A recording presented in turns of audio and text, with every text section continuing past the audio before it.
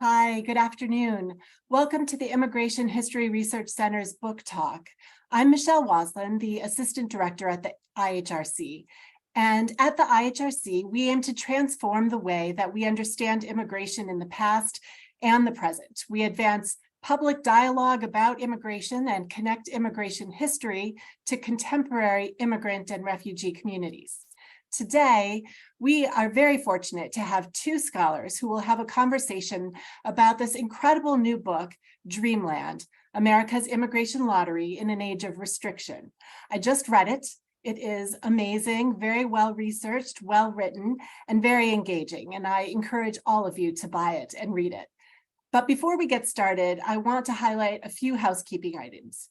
First, here at the University of Minnesota, we are located at Dakota land. Today, many Indigenous people, including Dakota and Ojibwe from throughout the state, call the Twin Cities home.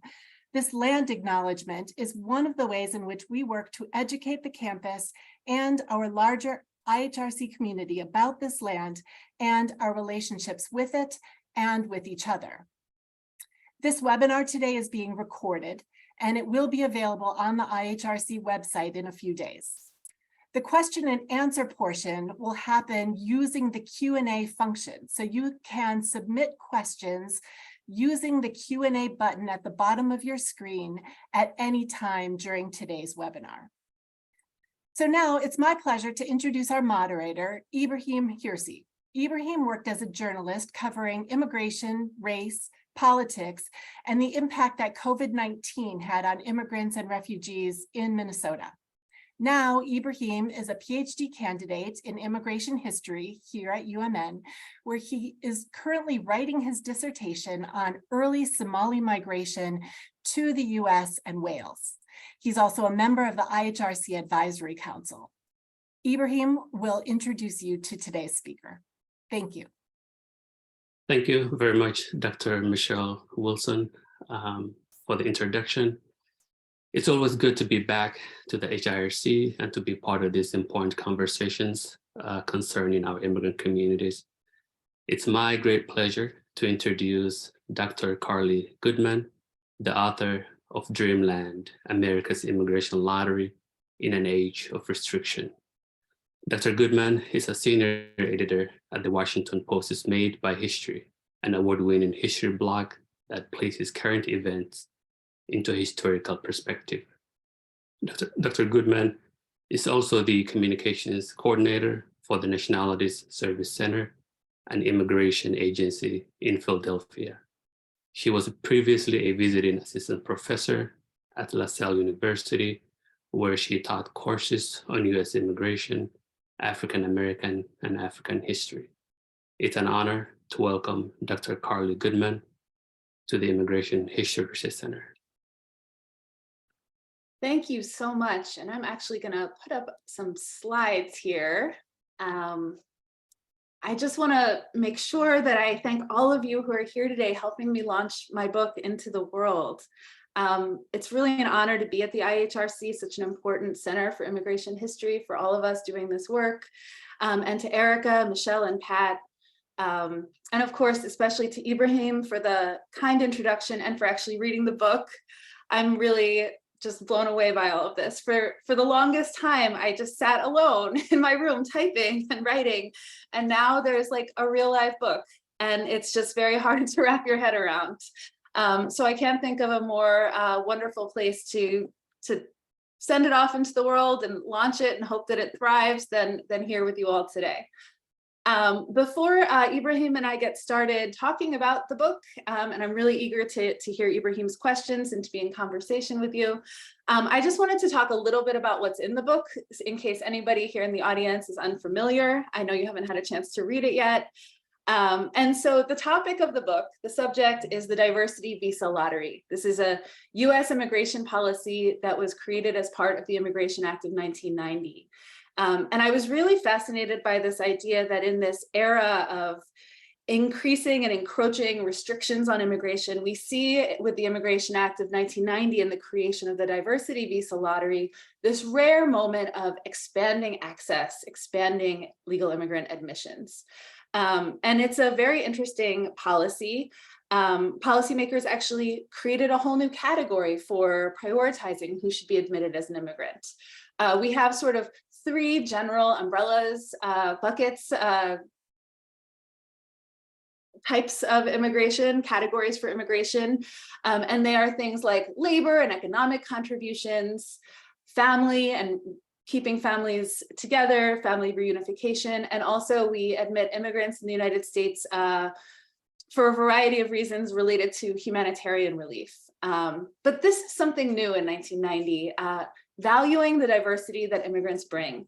And it has actually become, in the last 30 years, 33 years more, a very critical channel for African immigration, African voluntary immigration to the United States, something that was long restricted and kept low. So just to tell you a little bit about the origins of this policy, which I talk about in the book, the beginning of the lottery starts with the story of a group of undocumented Irish immigrants shut out of the system because they no longer had special privilege due to their being Irish. This is a result of liberal reforms in 1965 that had ended old quotas under which the Irish had benefited greatly. And the Irish immigrants coming in the early 1980s, the mid 1980s, and they're coming in pretty substantial numbers, tens of thousands, don't fit into any of those categories that I talked about. They don't necessarily qualify for humanitarian relief. They don't necessarily have job offers or specific types of skills that are needed by the US economy. And they don't have family members to reunite with and to sponsor them. And so they start to say there should be another way for people like us. And they initially start by talking about the special contributions of Irish immigrants, historical and storied as they are. They talk about the centrality of Irish immigration to the American experience. And then they sort of take a step back and they talk about the need to have a channel for independent immigrants, people without existing ties to the United States. The reason for this is because they're not only trying to say this is important for us, but this is important to who America is, to what this country is made of, a way of telling a story about the enduring power of the American dream and the nation of immigrants. And so they succeed. They ultimately succeed by finding another framing for their desire for this new category of immigration, diversity. They say, we need to prioritize diversity in the immigration stream. And this idea has purchase because of the ascendant value of diversity in American institutions in the 1980s. It sounds great. It sounds anti-racist. They can't call for a return to the pre-1965 immigration system, those quotas, because that would mean reviving eugenic ideas about who is most worthy and deserving of being an immigrant in the United States. But they can point out that European immigration has slowed since 1965 as a result of those reforms. So they say that restoring visas for the Irish will actually add diversity to the immigration stream. And this language works for a lot of audiences. People like the idea of diversity at the time. They think that that sounds like a cherished American value. It also appeals to people who have different kinds of biases, including those that see the concentration of Latin Americans and Asians in the immigration stream as a problem. And it also works because 1990 is this rare moment of expansion where both the Senate and House bills that were under consideration would increase the numerical limits on immigration. And so in the end, the law contains the diversity visa lottery, making 55,000 visas available per year to immigrants from countries that have sent few immigrants to the United States to be distributed by way of random lottery. I follow the lottery from its origins as a policy in part 2 of the book to West Africa, where it quickly took root and became very popular. And so I situate the lottery in post-colonial history in Ghana, Nigeria, and Cameroon. I started the project by finding these advertisements in newspapers, so at first on microfilm and then in libraries that I went to in West Africa. And I wanted to really understand what is going on in these advertisements. Why did the lottery have such an appeal? So I situate the context of the introduction of the lottery in an era where African migration was being criminalized, especially in Europe. I think about the role played by structural adjustment and other neoliberal policies that were pushing these countries to abandon long expected state projects in terms of things like public education and healthcare access. These policies that encourage states to then focus on encouraging free enterprise, exporting crops, importing more consumer goods, policies that economists and institutions love to point to illustrate growth, economic growth in these countries, but which people living in them found was not evenly distributed or fairly distributed. So the benefits aren't shared. So people start looking to exit as a way of achieving their dreams. In this context, luck also took on new importance, and lotteries, fascinatingly, right, become omnipresent. In the US too, we see states beginning to authorize lotteries to raise revenues in the 60s and 70s, and newly independent African countries do so at the same time. So people were playing the lottery anyway. Why not for a visa? And this had particular appeal in contrast to what people were encountering at consular visits.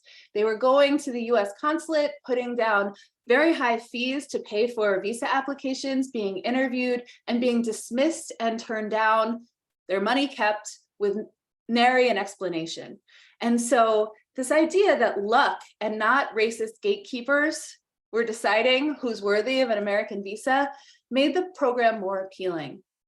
The same reconfiguration of the economy that was making going abroad feel like the only option for people, it also encouraged people to open up small visa services, agencies to improvise, to work informally, and to try to sell and buy visa-related services. So we get this proliferation of advertisements, flyers, booths being set up when it's lottery time, banners, people peddling the American dream and entry into this lottery. Some of this activity is illicit. There were scams, there's rumors about the post office destroying people's applications, but there's no denying in these stories and in really digging in to understand these kinds of scams and illicit visa services and legitimate visa services, how migration was becoming seen as critical for accessing opportunity and a good life. So the visa lottery is introduced exactly at this moment. The first lottery is held in June 1994, and it seems perfectly situated to reinforce that very message. Here I have a photo of Walasu Al-Hassan, somebody that I write about and I interviewed for the book. He opens up the second part of the book. And here he is in front of the internet cafe that he took me to, where I talked to him and others about what it was like at Visa lottery time. The shift to an online lottery system in 2003 sort of made the lottery simultaneously more and less accessible. Access to home internet was really rare and non-existent in the early 2000s, and it took a long time for people to gain internet access through their mobile phones. But if people could get to a cyber cafe to apply for the lottery, it really broadened their participation. And so I write in the book about how cyber cafes became places where people were dreaming of exiting their place in the world and imagining the United States as a land of dreams. I spent a lot of time in internet cafes in Ghana and Cameroon, just talking to people about the lottery, its operation, how they remember it being introduced in their lives. And I started to hear all of this flowery language about the United States, the abundance, this kind of idealized vision of what life in the United States would be like if you won the Visa lottery. I heard people calling the United States God's own country. It's described as a land of milk and honey, streets paved with gold. And I think some of those are almost stated with a little bit of a wink, because they understand that that's really exaggerated language. Some people do. But this is also an era where the United States is aggressively exporting its culture through commerce, through media, advertising, products, and now visas.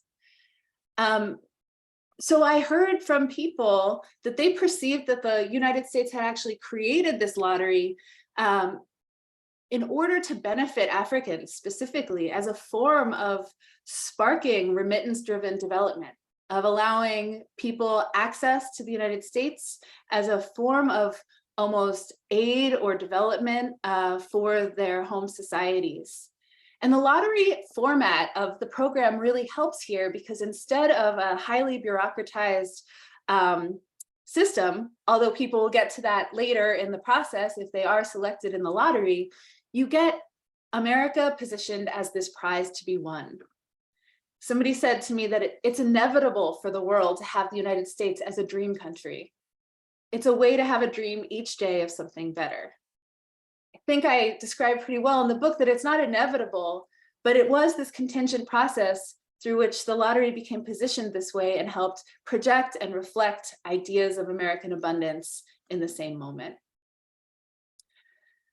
I can't end the story with this feel-good tale of America just being an open and tolerant society that invites immigrants from all over the world out of the kindness of its heart.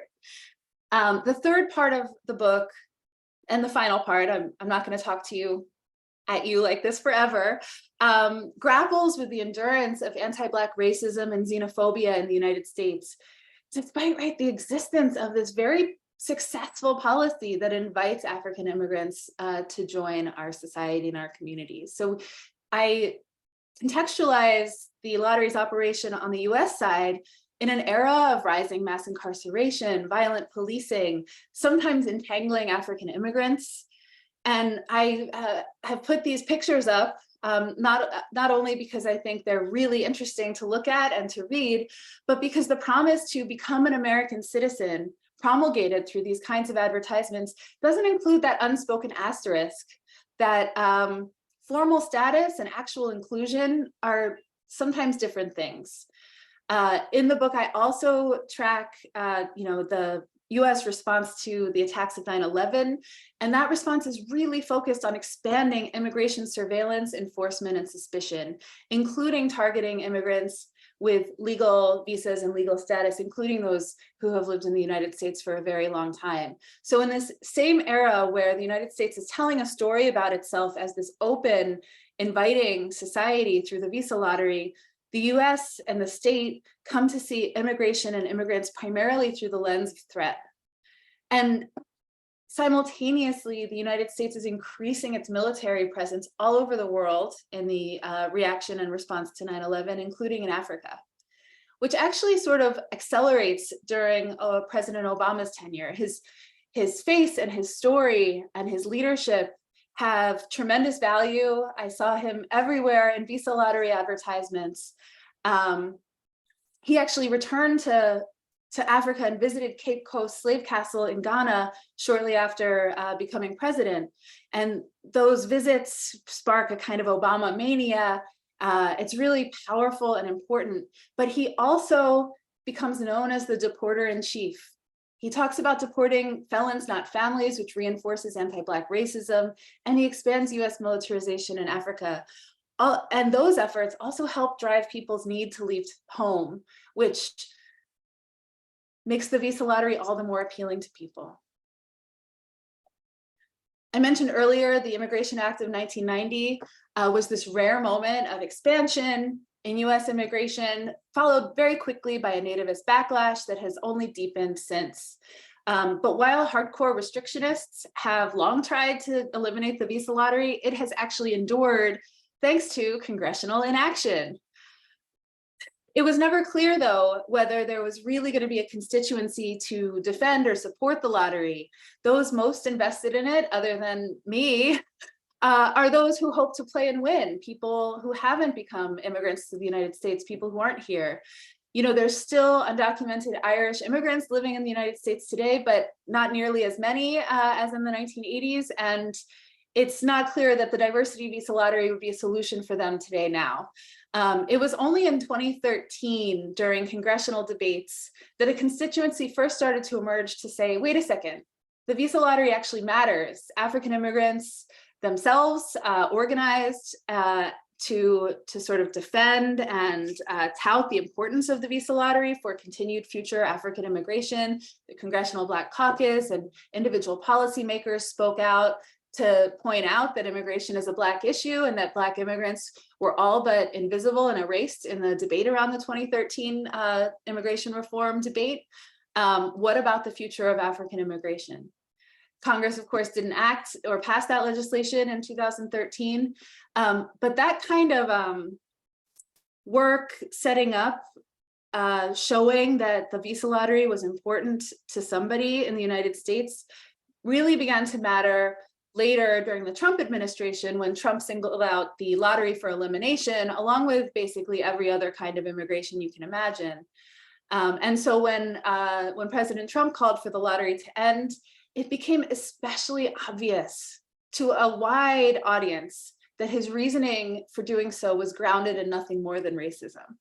It wasn't about a more efficient or effective use for those visas. It wasn't about allocating those visas in any kind of different way.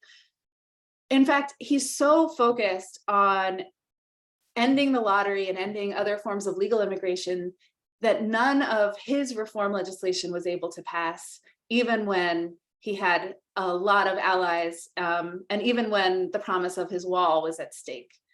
He did, of course, succeed in curtailing immigration. His Muslim ban made it harder for those selected to get their visas in the lottery. He added African countries to his travel ban list. COVID then helped him to seal the border and freeze visa processing. And I conclude not with a message of much optimism here, because I pulled this image from the internet right as President Biden was taking office. And unfortunately, Biden, despite speaking about the importance of immigration to the soul of the American project as a candidate, did much to continue the immigration practices of his predecessor, expelling Haitian refugees, fighting in court efforts to get diversity visas to those who had been denied them by Trump's border policies, and nothing seems to be happening in terms of legislation. And yet the visa lottery continues. And it continues to lend itself to generous interpretations of American life, even those that are unearned. And I will just end with saying that this felt like kind of an odd project when I started it. It seemed like kind of a small policy in a very big and complicated system that touches all aspects of people's lives. It seemed kind of quirky and strange. But by the time I finished writing the book here, many years later, I started the project in 2011. Retaining the lottery had come to seem really critical to me. And this idea that we keep open the possibility of migration in an age when efforts to curtail it are powerful has more importance than ever. There's many ways to speak about the benefits of immigration to the United States and American communities. And I try, there's a bunch that I don't really engage in, because I just think about how with new people come new ideas, new dreams, new connections, and that we really need these as we face a future of climate change, the conflicts it's fostering, and surging xenophobia and violence here in the United States. I think I did pretty well at summarizing a book that takes up 400 pages. That was great. Thank you so much for that presentation.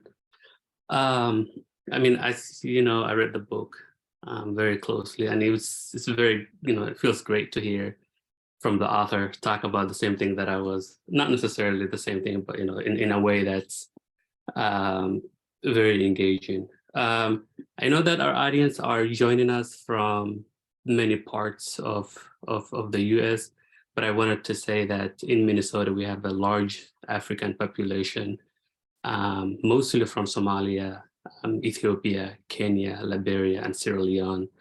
And even though, journalists like myself have written about immigration and immigrant communities, and especially, refugee resettlement programs, work visa programs, asylum, programs for asylee, family reunification, policies. We've done a lot of work around that, but I don't think people talk about this lottery, program, which is very important. I mean, when I was invited to moderate your event, I just randomly started, looking around and talking to people. And I knew a few people who came through this program, family members, close friends. But sometimes like you're just having a conversation and people just say, oh, by the way, a couple of weeks ago, there was someone who came here through lottery program and people are now, talking about that. So I appreciate that you have engaged in this project and you've done a close look on the lottery project program. I know that you touched a little bit on the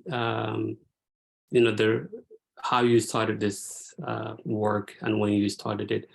But if you could talk a little bit about, how, for you as a researcher, as a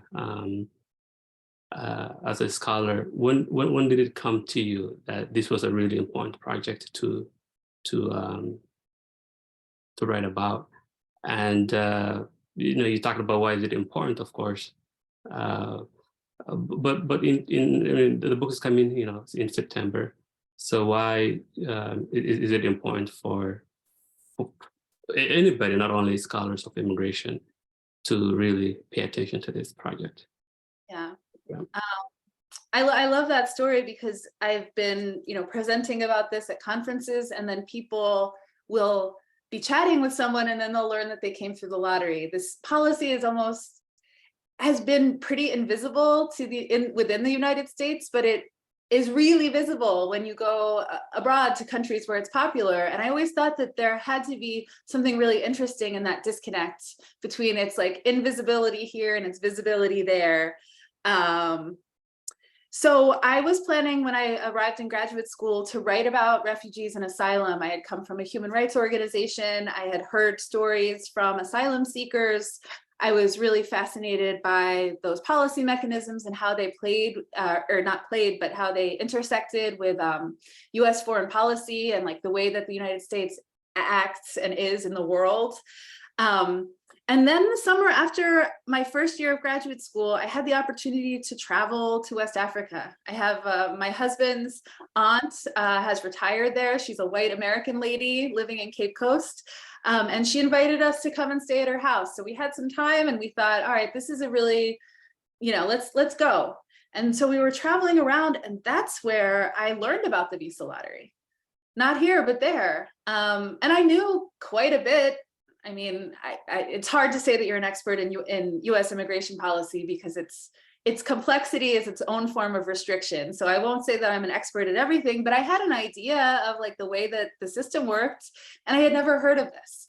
And so talking to people, seeing people going to the websites when we stopped at cyber cafes to send emails home to our parents, as you would have in 2011 before everyone got mobile phones.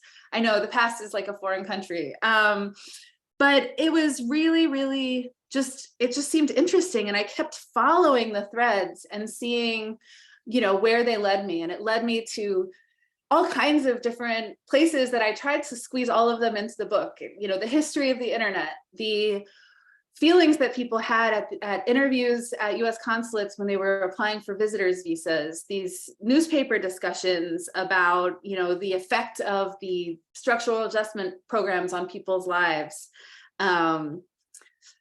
the size and scale of what exit meant in people's imaginations, bush falling, the 419 scams in Nigeria, and like ideas about what, about marginality and like illicit practices, right? Like I tried to just like follow it everywhere because I kept noticing common patterns, things like the importance of lotteries, both in the United States and in places like Ghana. And it was all happening while I was bearing witness to, really bruising immigration policy debates. I was seeing the politics and the political environment for immigration reform getting sort of worse. And then we have this policy where it seems like everything that's in like the opinion section of the newspaper is like all like end of the world catastrophe stuff, but we also have this policy that's just been quietly operating and working perfectly well and benefiting US communities and, you know, instilling these like lofty ideas about the American dream in people's minds and hearts and words, you know, around the world. And so I wanted to sort of like make that visible too. Yeah, no, that's really great. And before, I mean, I for those, you know, in the audience who may not really know how this program works, I know that the restrictions are not really there. There aren't a lot of restrictions compared to refugee resettlement program or family reunification program. Anybody who plays this game and wins it is able to come. So if you could talk a little bit about you know, the process from start to end, and who qualifies and who applies for this, and what countries do they need to come from? Yeah, no, it's a great question. And yes, I wind up just talking for way too long about like the mechanics of the project, of the program. But the visa lottery is held annually. It's really for a month now. It used to sometimes be for 2 months. It was open. It used to be by mail. Now it's electronic since 2003. And it's pretty expansive. It's not open to everyone in the world. It has requirements, things like a person needs to have a high school diploma or its equivalent, or 2 years of work experience in a skilled trade. And there's like a list of skilled trades, things like being a tailor, things like that. And so it is sort of singling people out for like an ability to work, which is exclusionary.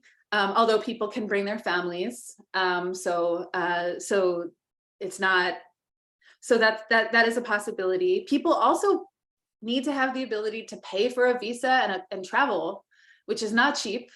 Although in my conversations with people, I learned that this is something that family members chip in for because they see there's going to be a return on that investment. So people will pool money to pay for travel and tickets and things like that. So the lottery is held, it's rather open. At first, there wasn't even a form, you just sent your name. Now there's some biometric requirements where you have to have the right kind of photo. So photographers are in on the visa services game as well. I talked to people in some photography shops. And then, and you have to come from an eligible country. Most countries of the world are actually eligible. The only countries that aren't eligible are countries that have sent more than 50,000 immigrants over the last 5 years. So our system, which doesn't numerically limit immediate family of US citizens, has people from like large countries with like really historic ties to the United States tend to get a lot of visas. And so countries like Mexico and China and the Philippines don't typically qualify, don't really ever qualify for the visa lottery. Well, almost every other country does, although Nigeria has graduated from the program because they have sent enough people now that they're no longer considered underrepresented. So some countries have gone in and out because of this threshold. So if you are selected, you then have the chance to apply for a visa, and that's when you encounter the harsh realities of the US immigration bureaucracy. You have to get all of your documents together. You have to confirm that you're eligible. You have to pass the consular interview, but it's a little bit of a different, it's a different experience than if you were just sort of applying for a visitor's visa at random. Yeah, no, that's very good. I just wanted to mention, I think I mentioned earlier that I have a close friend of mine who came from Pakistan. I mean, he's Somali, but he lived in Pakistan, was in college. And then another relative who came through Yemen. And then just a family friend 2 weeks ago talking about, you know, she's in Turkey. So she applied for this in October, and then this October she came to the US. So, you know, the book is about the diversity visa program, which has brought thousands of people from around the world in the past 3 decades. But it's also more than just, you know, about this one program. It explores US immigration history more broadly and demonstrates how race and racism, whether bedrock of all major immigration, US immigration policies. Tell us the role that race and racism played in the writing and implementing of the lottery visa. Yeah, this is the thing where you can't ask a historian a question without them like lecturing you and going back 100 years and being like, well, we really have to start in 1965. No, wait, let's start in 1924. And I couldn't write about this policy without situating it in this longer history of US immigration policy and history. So obviously, like, projects of settler colonialism and immigration are all tied up with race. And since the late 19th century, federal policies have reflected and also generated hierarchies of race. And what's interesting in this moment where this 1965 reform is framed as this race neutral act, it's also creating all these different outcomes for people because of the centrality of family unification in that policy. And so it's helping to spark unauthorized immigration as a racialized political category and debate, right? Coming out of 1965, if we look at Mae Nye's work. So the terrain of the debate going into 1990 is race neutral, but it's absolutely there, especially in how the Irish advocates, the Irish immigrants and their advocates are able to gain sympathy, which is rooted in their whiteness. It's incredibly important. Because they don't have to talk about race for race to be a really salient category during this debate. And it's really important because even as they're talking about these sort of ideas about we have to admit independent immigrants without family relationships, without pre-existing ties to the United States, just like in the 19th century when Europeans came just that way, those kinds of scripts are very effective at reaching policymakers who have their own immigration history, like family histories that they are that are being pinged by the stories of the Irish. But invisible to all of these folks right at this moment are their contemporaries who are also non-white immigrants who don't have family ties, who are also sort of exactly the model of independent immigrants without family members or someone to sponsor them, right? And they don't get the same reception at all. They do not get invited to hang out with policymakers in Capitol Hill.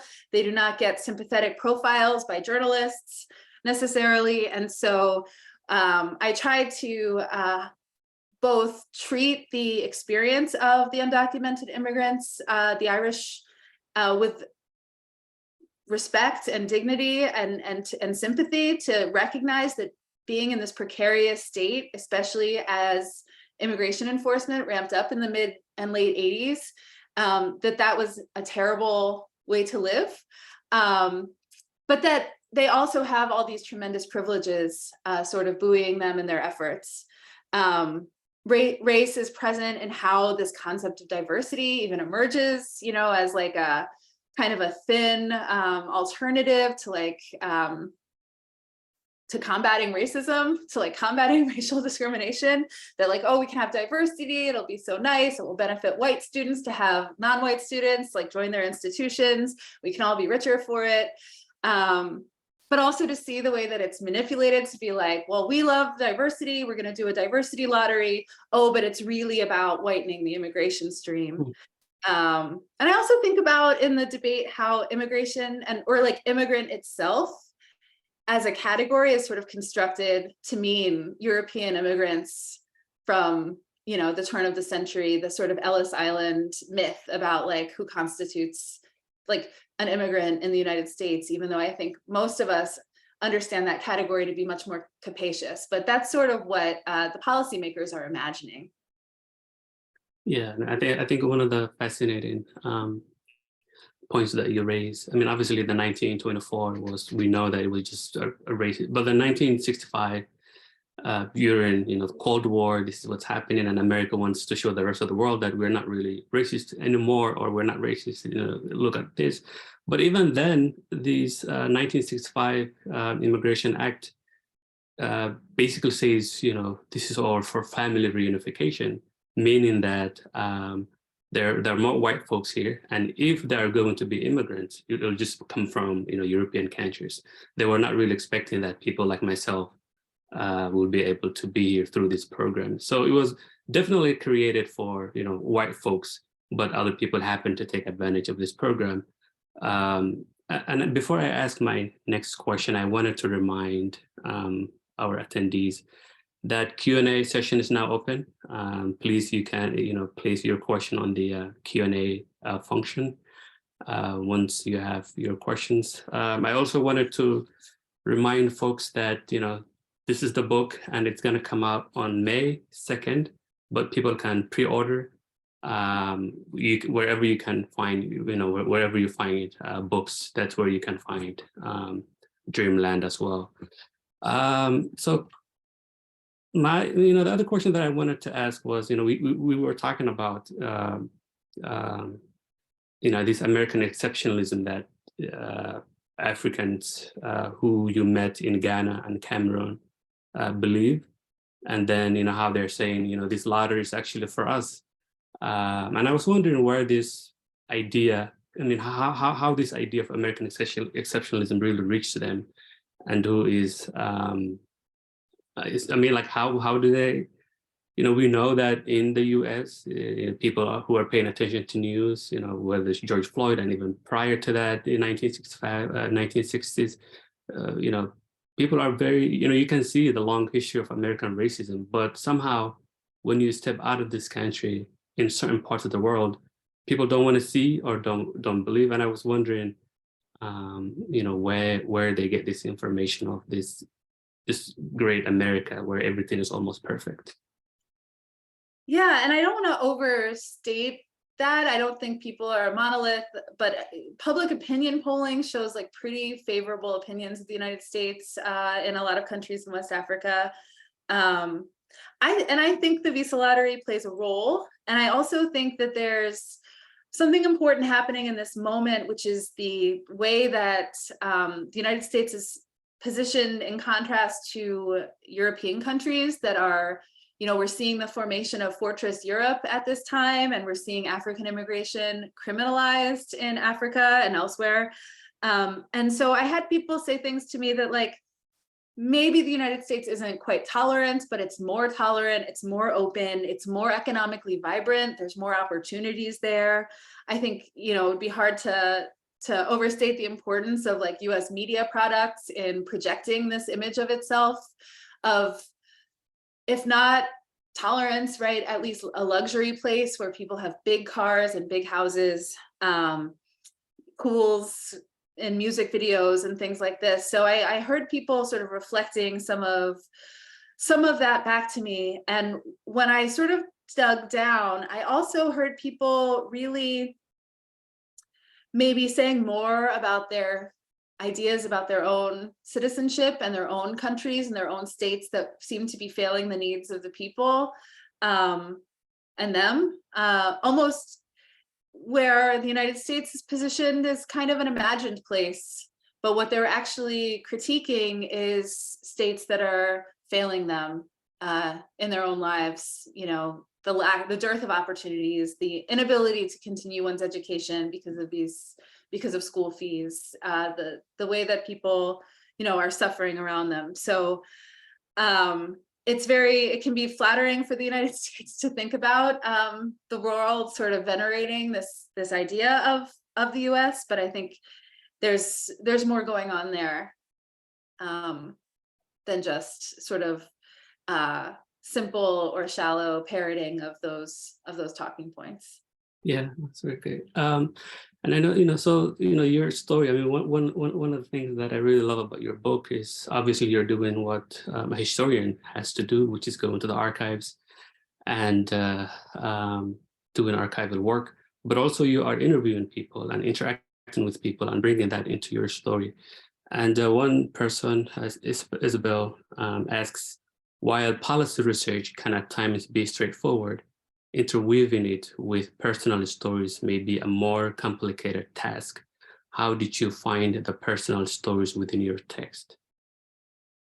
this is like the trick, right? Because nobody, actually, I've had to edit so much congressional debate out of my various drafts, and all the readers are just like, get rid of this, let's hear more from like the people. And ultimately, like, that's why I'm drawn to the work, right? Is that I care about people. I'm like animated by a sense of love. That like policy is not just what we write down, but that it shapes the possibilities for our lives. It creates constraints on our lives. And I wanted to get at that. And so the only way to do that, especially for something as contemporary as this, that comes up right through the present, and really starts after a period in which we would have a lot of archival records, means you have to talk to people, listen to people, and be creative about all of the stuff that's in the cultural ether. So, you know, I like tried to bring in some song lyrics. I tried to talk a little bit about some Nollywood and some like cultural products. I talked about, and I tried to do that both in the African context of where how the lottery was being received, but also on the US side to talk about how people, you know, people who had immigrated found themselves in a kind of virtual borderland, in these sort of liminal states, neither here nor there, and also looked for some cultural products about like what was the United States like in 1987, because like a lot of people probably who will read this book were not even born in 1987. So I tried to sprinkle that stuff in to give the book and the stories a sense of life. And to make I just couldn't figure out a way to write about this policy without putting people's stories and words throughout. Yeah, and you, that's another question that I wanted to ask. So you meet these people at, you know, you just to tell us a little bit more about how you met them, where you met them. I mean, did you wear the journalist hat where you just like, hey, I want to talk about this, or you had some connections with them prior? And if you could just set some scenes for us. Yeah, it was really a combination of that. I had friends making introductions. When I was in Cameroon and Yaoundé, I was able to hire and work with a research assistant who took me to, at first, the Anglophone neighborhoods in Yaoundé to talk about where there were a concentration of cyber cafes where they did visa lottery. So I do write in the book about the difference between, I write about the Anglophone crisis in Cameroon and the different reception of the lottery by Francophones versus Anglophones. But the lottery business really was rooted in those Anglophone neighborhoods. So I was able to, I was really lucky to have people that I could talk to who had expertise, who could take me to the places, and then from there just figure out the next place to go. And I was so grateful to everybody who spoke to me. I think it was helpful that I wasn't asking particularly like, I wasn't asking very like tough questions. So it was easy to start at a conversation level and then get deep, because they kind of thought I was weird for asking about it. But it was really just an honor to get to be in those spaces, which were sometimes very like sleek, business oriented internet cafes, and some, especially in smaller towns that I went to, were more like in a shipping container. People were using older computers. But these spaces are really like incredible for people's, people making connections and encountering the world beyond their own community. That's what the internet was supposed to do. It also has reinforced a lot of inequalities and things like that. But it was internet cafes, travel agencies, photography shops, and really interesting and varied conversations. Yeah, no, that's really good. Nick asks, I'm wondering how class differences shape Africans' view about the immigration process and US in general, and also how class, what class of people are interested in moving to the United States? I mean, who's coming to the United States? People who are already connected to opportunities, or who's coming here? I think yes. I think it's interesting because I do write in the book a little bit about how there's a lot of debate around this lottery and other immigration policies that seem to be facilitating brain drain from these societies. And in some ways, the visa lottery is its openness and its flexibility steers it a little bit away from that. There's people who propose setting like a higher education requirement, requiring that someone has graduated from college, which is like you start to set these limits and do this gatekeeping, which really limits access.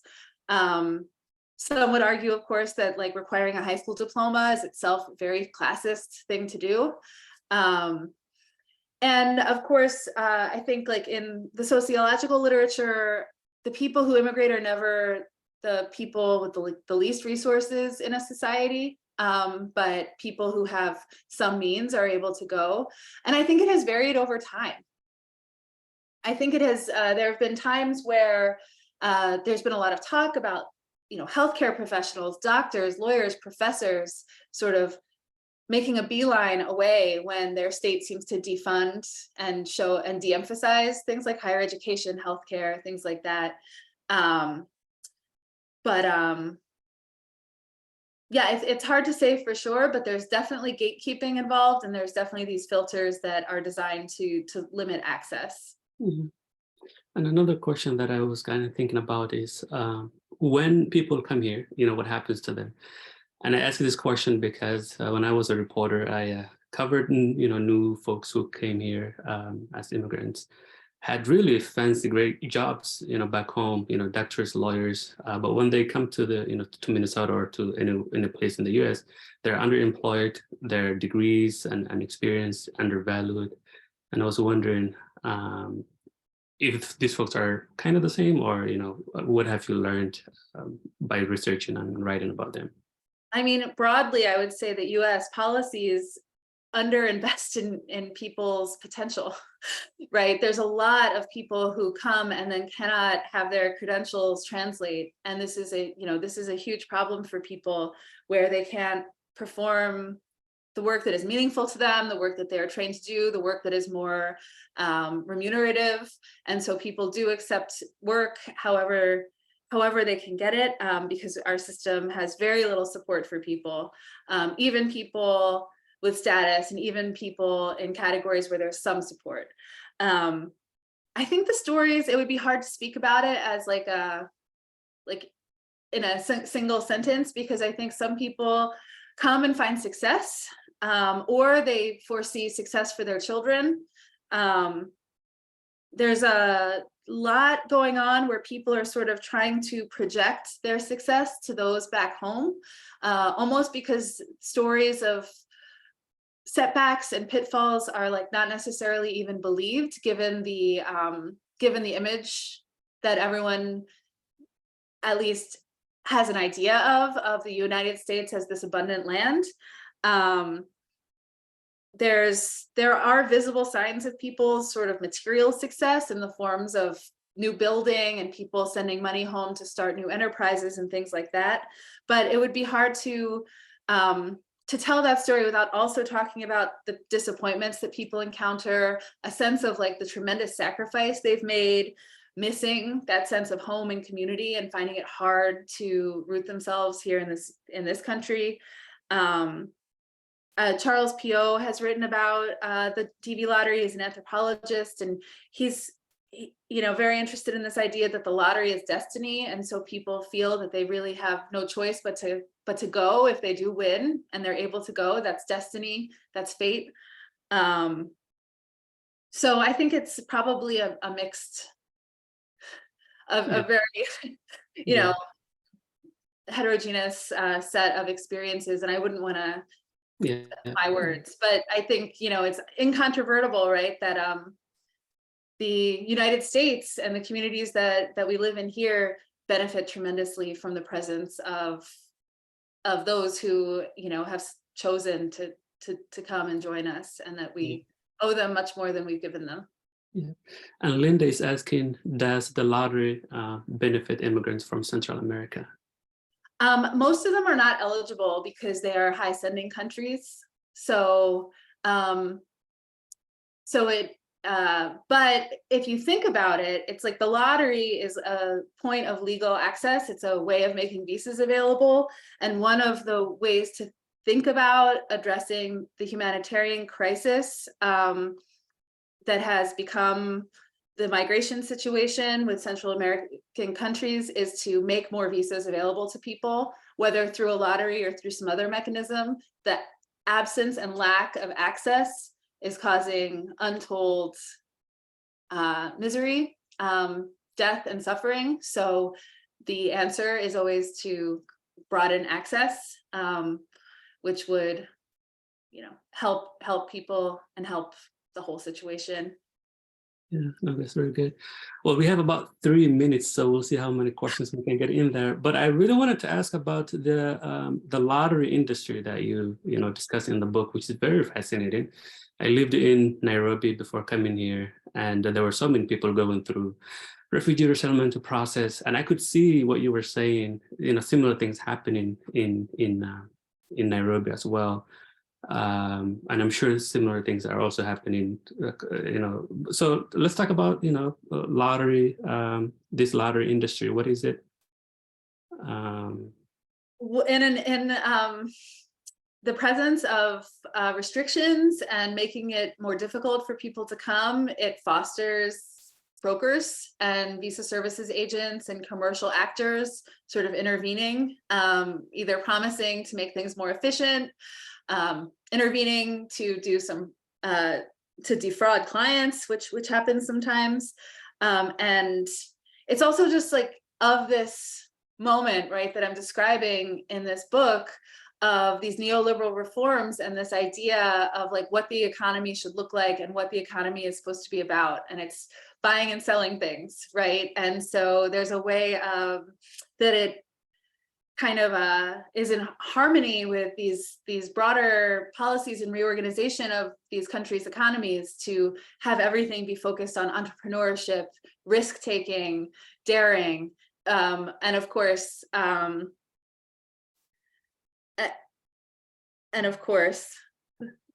shouldn't you have a sentence for after and of course, especially at the end of your first book talk?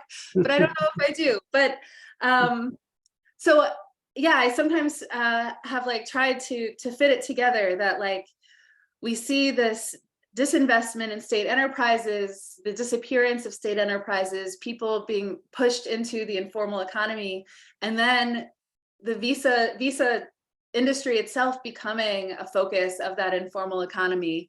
And it makes a lot of sense. And then it leaves people pretty vulnerable to coercion and bad situations. Yeah, and it's interesting how the US government made it very simple, for people to apply, but people just think that if they go through this, avenues, they will be able to win this lottery, even though that has really nothing to do with it.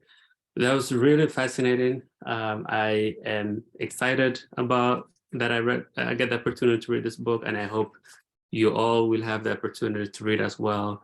You can find this book anywhere that you buy your books from. You can now pre-order, but also it'll come out on May 2nd. Thank you very much, Dr. Carly Goodman, for the great conversation tonight. And thank you so much, everybody, for joining us. Recording of this event will be available in a couple of days on the IHRC website. Thanks, Michelle and Erica Lee for inviting us and to be part of this conversation. Good night, everybody.